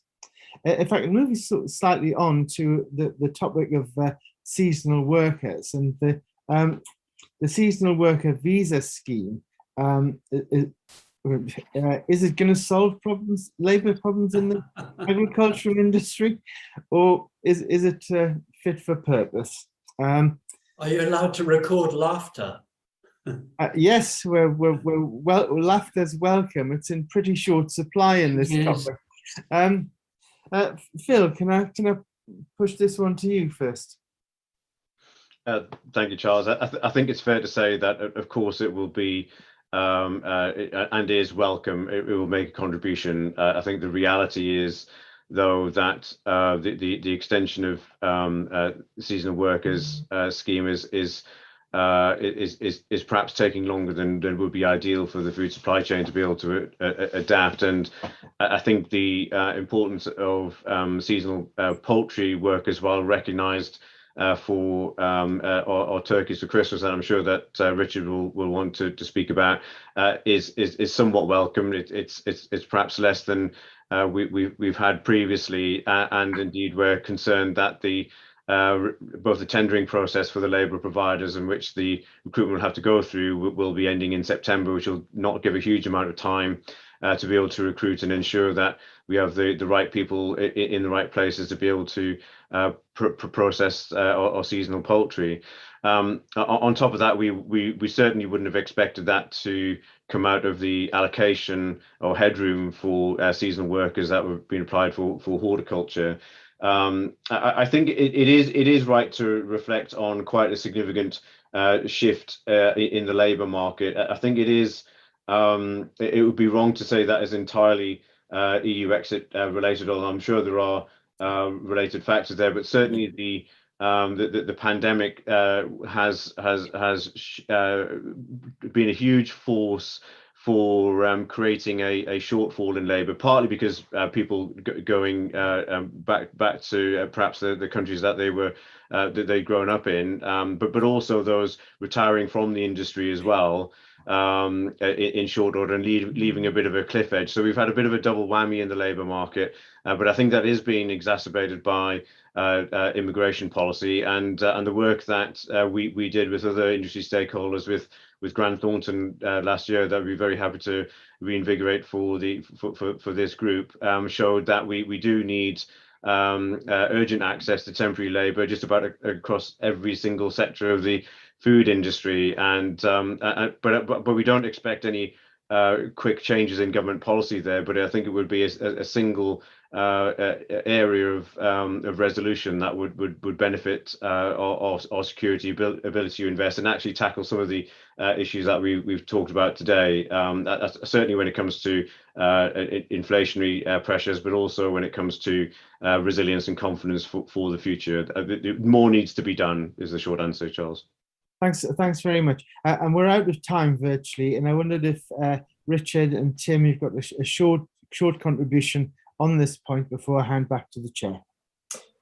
Yeah, okay, just a quick one. Yes, the 2,000 seasonal poultry workers is welcome. It could potentially be the difference between us having a traditional turkey industry or not. But just to quickly look back to last year, throughout most of last year, we begged and cajoled, and some officials from DEFRA on our behalf begged and cajoled to get this scheme in place. It was late. It was October before it was announced. We could have done so much more with it. And when government said, well, what do you need next year? I said, a decision by February. And now we're back in this. So it's an example of we're clear about the help that we need, but government is not willing to meet that help very often. Okay, thanks. That's a big gap, and it's been apparent throughout this. And Tim, final comment. Well, just to add to that, I won't repeat it, but I agree. But I'd probably be harder than my colleagues have been. I think the existence of SAWS is a shambles. It's a sign of a dysfunctional labour market and dysfunctional labour market policy. What can we do about it? I think one of the things we need is a new National Food Council. We need to be constantly holding government to account about this. And we're not doing that at the moment. Look at what you've had, the intelligence you've had presented by the previous panel, and my colleagues here more than me on that front. There's why no one is listening at central government. Now most analysts say it's not that they're not listening, it's just that they don't want to do anything about it. They are basically ignoring it, and they're prepared to allow British food production to drop when it could be there, and because they have a fantasy that trade is going to answer this. But who knows? We will see. Thanks very much, Tim. Chair, can I pass back to you? Sorry, I've rather slid over. It's not a problem, Charles. It's a riveting topic, and we've got a lot of ground to cover. It really is very, very interesting, and we've also had a very, very good morning. I think the question of the UK government's coherence when it comes to food strategy and whether people are working to the same agenda will be something that will be discussed at some length. Just to conclude with our three witnesses this morning, if I may, could I ask for one very brief closing comment? Give me one recommendation you would have for the UK on food strategy going forward, please. Tim. Well, can I make another one to add to the one I've already given, which was, I think we do need a Food Sustainability and Security Act. My other is what I just said in the previous answer. I was trying to get it in then. I think it would be very helpful to have a National Food Council. Other countries have them. It would be a very useful voice of constancy. one of the problems is food so easily becomes flotsam and jetsam of macro politics. It has its own political economic dynamics, and we need to have some stability of vision about food. It doesn't matter what your politics are, what your wealth is, you have the right to be well fed from a sustainable food system, and we're not doing either of those goals. So we must have a National Food Policy Council, I think. Thank you. Richard. But simply decide what our standards are, whether that's in food production or what food means to the nation. Decide what our standards are, safeguard them and defend them for consistency's sake. Yeah, I agree with that too. Phil, the last word. Thank you. I'd like to say that the statutory duty to consider the impact on food production in regulation is an absolute minimum. Final comment, just to say that those of us with full bellies have lots of problems, but those with empty bellies have one. That's right. I think that is a conclusion that we can just stop stone dead on. Thank you very much, Phil.